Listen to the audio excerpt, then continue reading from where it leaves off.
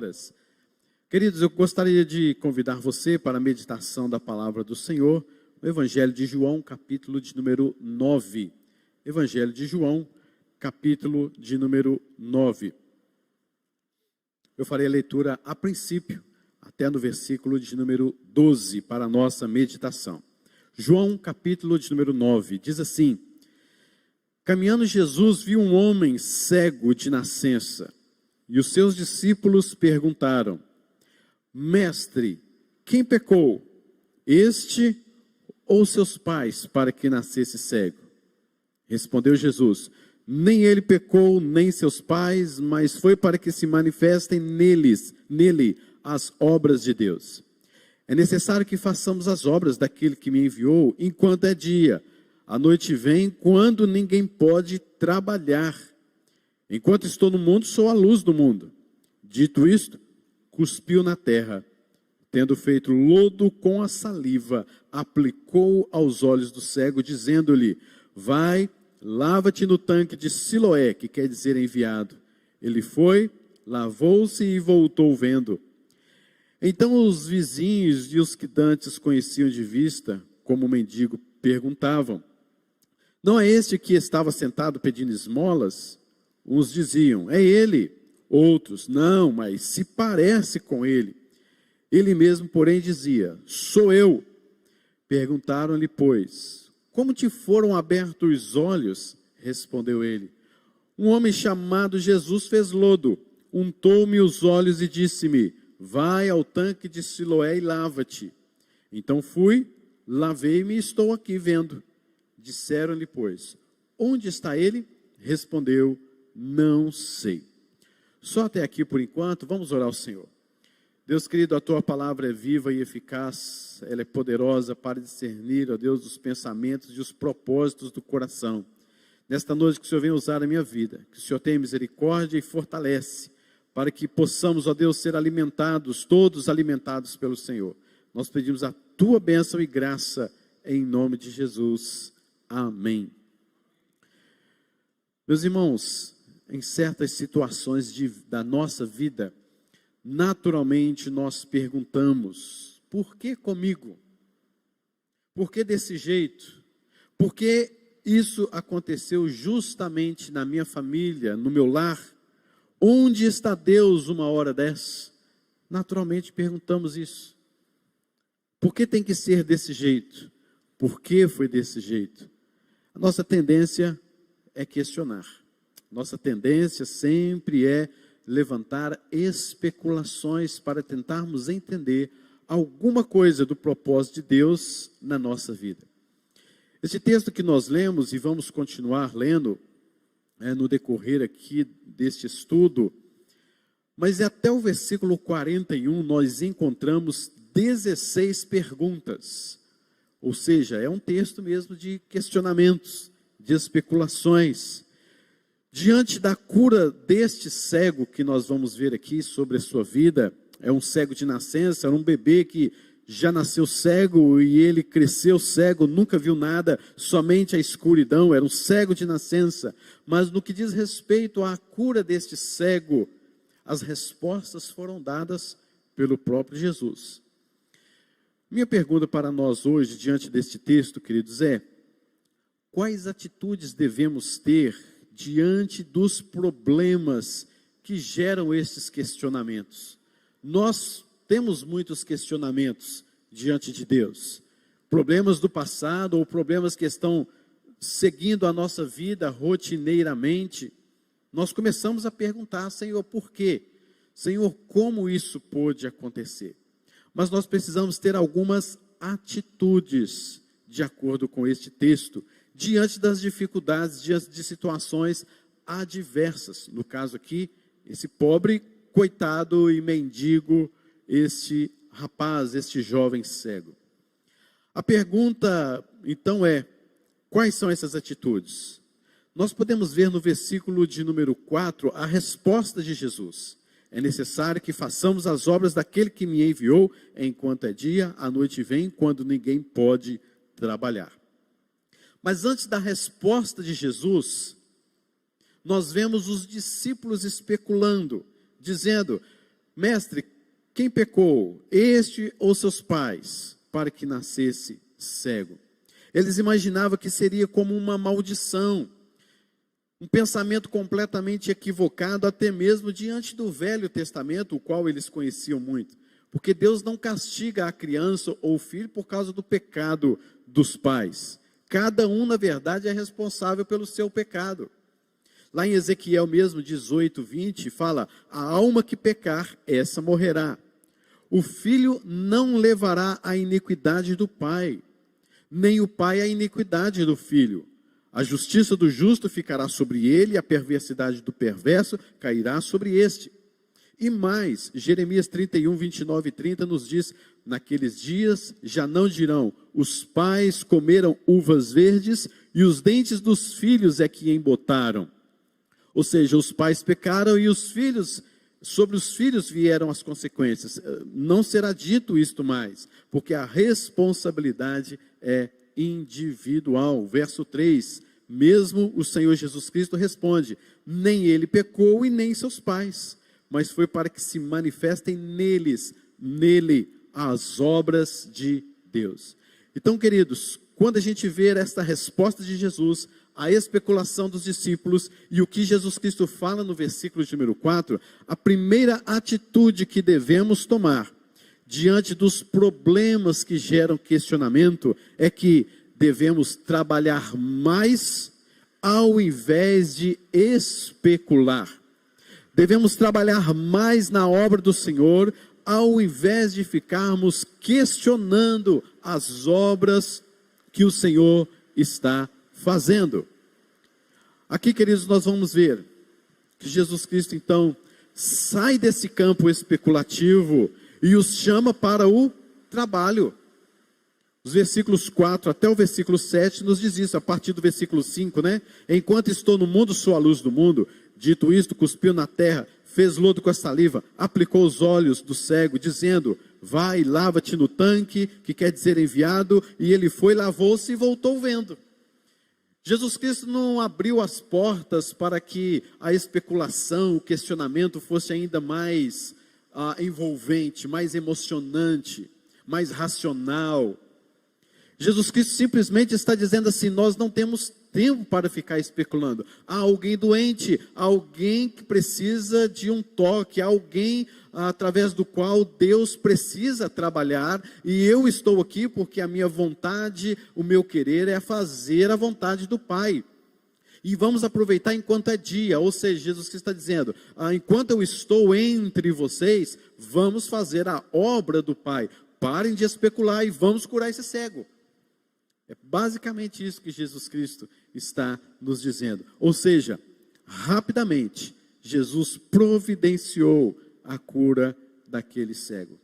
Meus irmãos, ao invés de gastarmos as nossas mentes tentando explicar os porquês, esses porquês que pertencem somente a Deus, nós devemos pensar: o que eu devo fazer para que eu glorifique mais a Deus nessa situação? Eu sei que é uma questão difícil, você está passando por uma determinada adversidade, por um determinado problema, uma má notícia, uma morte, um falecimento, uma doença, algo que incomoda você, problemas relacionais, enfim, tantas coisas. E eu sei que é difícil a gente não perguntar: Deus, por quê? Mas o fato, queridos, é que nós devemos aprender a deixar os porquês de lado e começar a dizer assim: o que eu posso fazer para que através dessa situação eu faça as obras de Deus, eu glorifique a Deus através dessas situações. Isto que Jesus Cristo está nos ensinando. Não é hora de especular, mas é hora de fazer a obra de Deus, é hora de confiar, é hora de fazer a cura, é hora de trabalhar. Então, queridos, trabalhe mais ao invés de especular. Nós gastamos às vezes muito tempo em discussões que não temos respostas claras e acabamos que não trabalhamos. A gente questiona, a gente faz aquelas especulações, mas não trabalhamos. Há muita teoria, por exemplo, acerca da evangelização, muitos projetos, muitos esquemas, muitas estratégias, mas evangelizamos pouco. Entende? A gente fica especulando, a gente fica questionando, a gente fica trazendo algumas teologias, algumas doutrinas que pode até mesmo, de fato, serem bíblicas e muito bem aplicadas em nossos corações, mas ciente de tudo isso, a gente continua simplesmente no campo da especulação e não levamos a obra adiante. Quem pecou? Quem cometeu pecado? E Jesus, enquanto eles estavam questionando, foi lá e fez a ação. Ou seja, o que podemos fazer por ele? Mas a segunda questão, queridos, que eu vejo aqui também, diante deste quadro de especulação, querendo saber que foi o pai, que foi a mãe, quem foi, se foi ele mesmo, e Jesus vai lá e cura. Mas uma segunda questão, queridos, é que a atitude que devemos tomar diante de situações adversas é que nós precisamos de crer em Deus ao invés de duvidar. Crer em Deus ao invés de duvidar. Isso é coisa simples no sentido do nosso conhecimento, da nossa percepção, das realidades, do mistério de Deus, da revelação de Deus sobre as nossas vidas. Há versículos que nos dizem exatamente sobre isso. Aquietai-vos e sabei que eu sou Deus. Entrega o teu caminho ao Senhor, confia nele e o mais ele fará. Então creia em Deus ao invés de duvidar. Depois que o cego foi curado, Jesus foi lá e o untou, com a saliva, uma lama, um barro nos seus olhos e o curou. No versículo de número 8, os vizinhos começam a questionar. Agora não é apenas os discípulos que especulavam antes da cura, mas depois da cura tem ainda questionamentos, tem ainda especulações. O versículo 8 nos diz: então os vizinhos dele, que antes o conheciam de vista como mendigo, perguntavam: não é esse o que estava sentado pedindo esmolas? E depois, no versículo de número 15, que nós ainda não lemos, mas no versículo de número 15, a gente já vai ver que os fariseus também começam a questionar e o negócio fica um pouco mais sério também a partir daí. Então, Jesus cura, mas antes tem questionamentos. Jesus cura e depois tem questionamentos.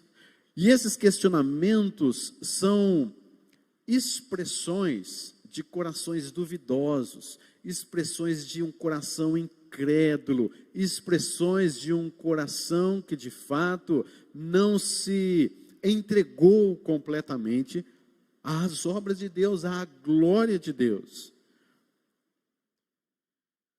E eles então, os fariseus agora chamam o cego, e o cego então está ali dizendo para ele: olha, eu fui curado, lembrando que era um dia de sábado. Os fariseus, no versículo de número 15, questionam o cego, e o cego diz: ele aplicou lodo aos meus olhos, lavei-me e estou vendo, é só isso. Mas um dos fariseus dizia: esse homem não é de Deus, porque ele não guarda o sábado. Outros diziam: como pode um pecador, Jesus no caso, na percepção deles, fazer tamanhos sinais? E houve dissensão entre eles. Voltaram a pergunta para o cego: ceguinho, vem cá, mendigo, vem cá. Versículo 17. Perguntaram: que dizes tu? Agora vem cá, você, o que você fala a respeito dele? Visto que ele o curou, abriu seus olhos. Ele imediatamente, sem especular, sem questionar, ele disse: ele é um profeta. Ele é um profeta. Isso rendeu um bom peso, uma boa consequência nesses questionamentos e especulações daqueles fariseus, porque no versículo 18 nos diz: não acreditaram os judeus que ele fora cego e que agora via, enquanto não lhe chamaram os pais. Aí chamaram os pais. O negócio está sempre complicado, porque a dúvida é tão grande que a gente começa não somente a especular, mas duvidar, e a gente quer comprovações racionais, científicas, a gente quer comprovações de todas as coisas para que a gente entenda de fato a situação. Então chama o pai do cego. E então, versículo 19: é este o vosso filho de quem dizeis que nasceu cego? Como, pois, ele está vendo agora? Os pais responderam, no versículo 20, sabemos que este é o nosso filho, sim, e ele nasceu cego. mas não sabemos como ele vê agora, ou quem lhe abriu os olhos, também nós não sabemos, pergunte a ele. Ele tem idade, ele falará de si mesmo. E isto disseram seus pais, porque eles estavam com medo dos judeus, pois estes poderiam expulsá-los da sinagoga, e eles já tinham assentado, eles já tinham confirmado, eles já tinham uma proposta dentro da sinagoga, eles já tinham combinado que se alguém confessasse que Jesus era o Cristo, que esta pessoa então fosse expulsa da sinagoga. Queridos, isso era uma questão muito grave, porque expulsos da sinagoga, a sinagoga era onde os judeus piedosos se reuniam, e a pessoa que era expulsa da sinagoga, ela teria o seu ciclo de amizade muito bem reduzido, porque ele seria considerado um herege. Alguma coisa ele fez, alguma coisa ele semeou e que não foi aceito, e ele agora é rejeitado, é expulso da sinagoga, logo as suas amizades seriam restringidas, ele seria considerado um herege, a sua vida social seria quebrada, comércio, na sua família, nos seus estudos, enfim, não tinha mais jeito. E os pais, ainda com medo, mandaram chamar novamente para que o cego, o ex-cego, testemunhasse. E o cego respondeu lá no versículo de número 27. E ele lhe respondeu: já vos-lo disse e não atendestes. Por que quereis ouvir-me outra vez? Porventura quereis vós também tornar seus discípulos? Meus irmãos, aqui, aquele ex-cego pega pesado, né? Porque eles já tinham assentado, eles já tinham confirmado que se alguém confessar que Jesus é o Cristo, é o Senhor, vai ser expulso da sinagoga. E o cego chega para ele, o ex-cego chega para ele agora e fala assim: vocês estão querendo ser discípulos dele? Vocês estão perguntando tanto? Já me chamaram aqui de novo. Porque a dúvida era cruel, a incredulidade, a blasfêmia no coração desses fariseus eram terríveis. Os fariseus ficaram irados. Nós precisamos, queridos, crer em Deus, ao invés de duvidar, ao invés de ficar especulando. Os cegos aqui agora são os fariseus. O ex-cego, ele já está vendo, tanto física quanto espiritualmente.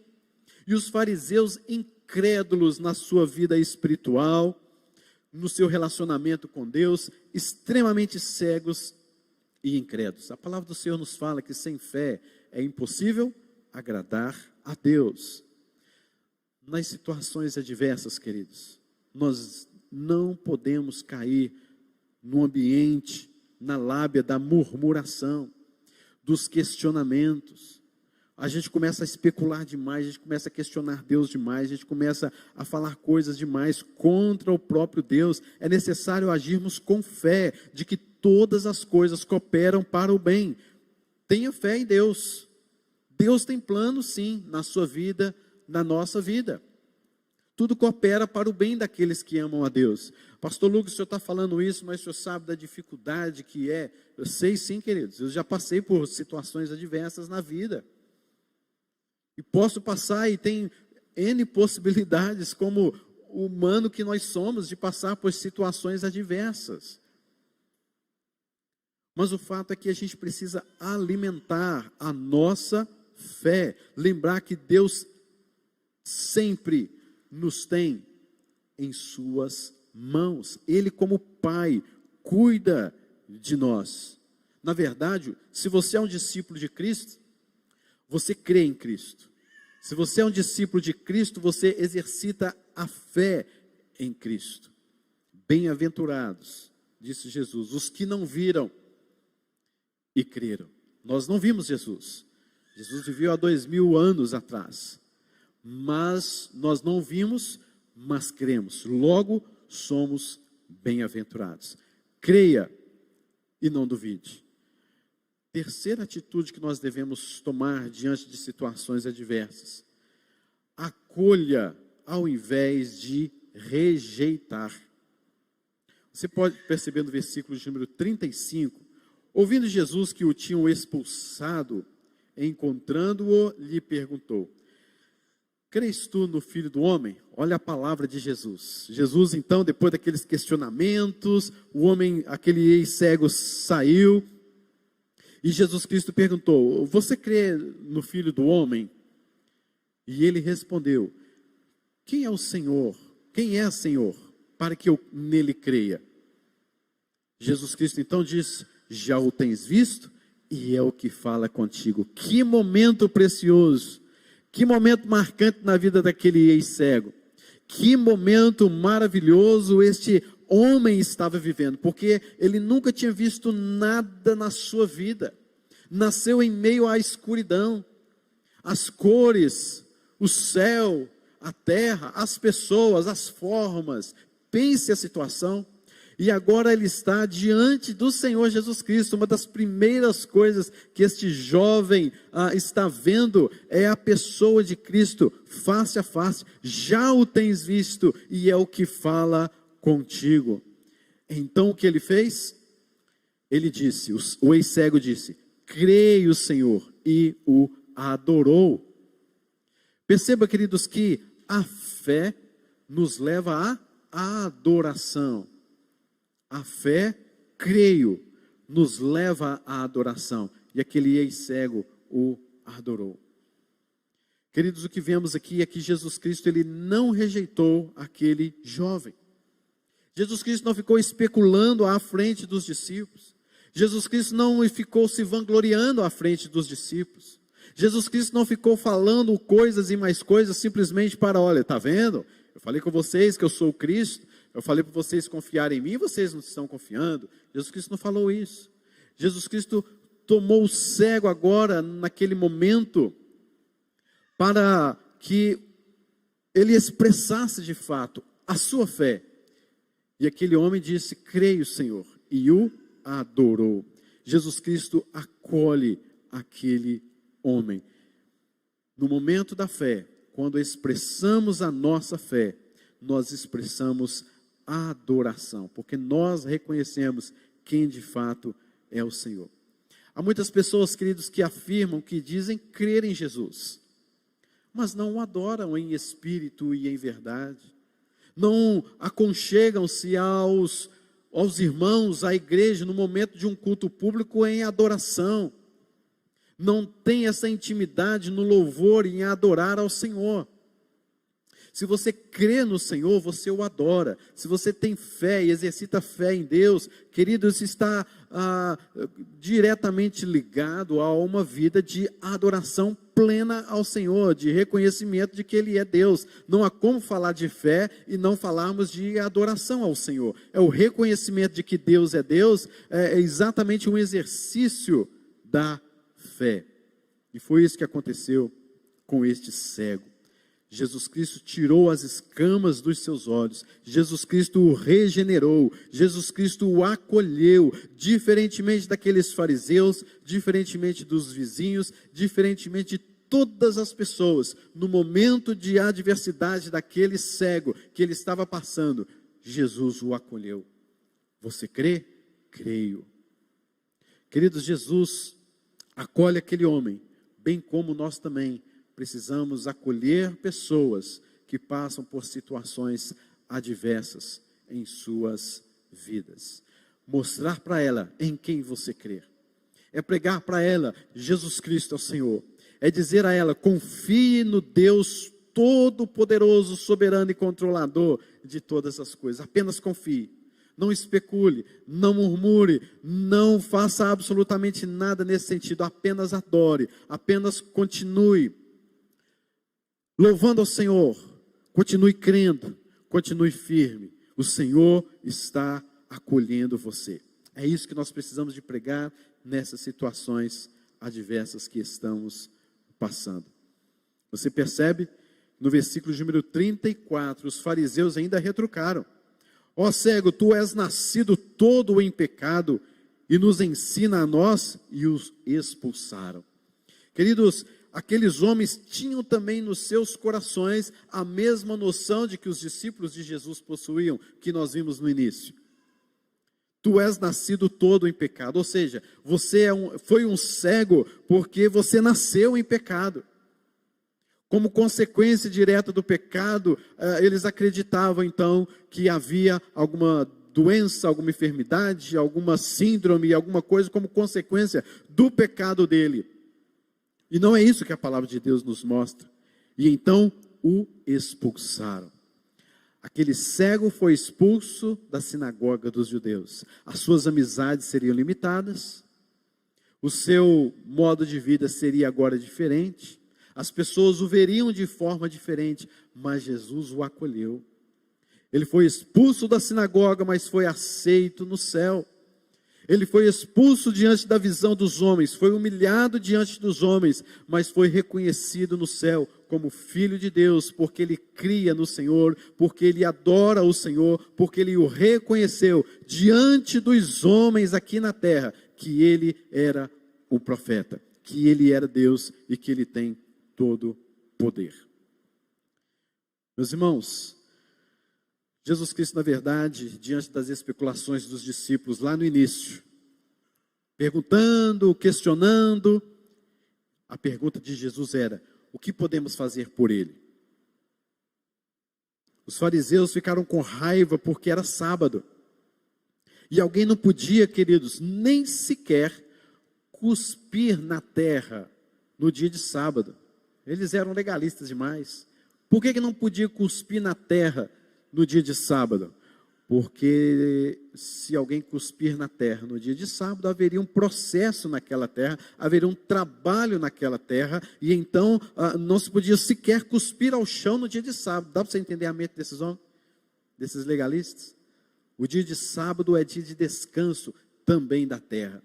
Jesus Cristo foi lá e cuspiu para mostrar que ele está acima da lei, que ele está acima de toda aquela complexidade tradicional e oral, sem base absolutamente bíblica, lá do Velho Testamento. E Jesus Cristo, querido, está mostrando que o dia, daquele dia que era um sábado, e assim como todos os dias, é dia de acolher pessoas, é dia de curar pessoas, é dia de Deus fazer a sua vontade, é dia de trabalhar, é dia de fazer a obra do Senhor, porque haverá um momento em que tudo se transformará em noite, e aí não há mais tempo. Queridos, hoje é o dia de você crer no Senhor, de você confiar no Senhor, de você descansar no Senhor, de você saber que o Senhor trabalha por você, que o Senhor não está especulando nada acerca da sua vida, mas se você se arrependeu verdadeiramente e o confessa como Senhor, Ele diz para você: você crê? Você crê em mim? Você confia em mim? E é Ele quem nos acolhe. Não espere ser acolhido por pessoas deste mundo, mas seja acolhido por Cristo Jesus. Querido, que Deus assim venha fortalecer a sua vida, venha fortalecer o seu coração através deste texto que nós meditamos nesta noite, para que você, assim como este cego, possa confiar no Senhor e, diferentemente dos discípulos, não especule, trabalhe.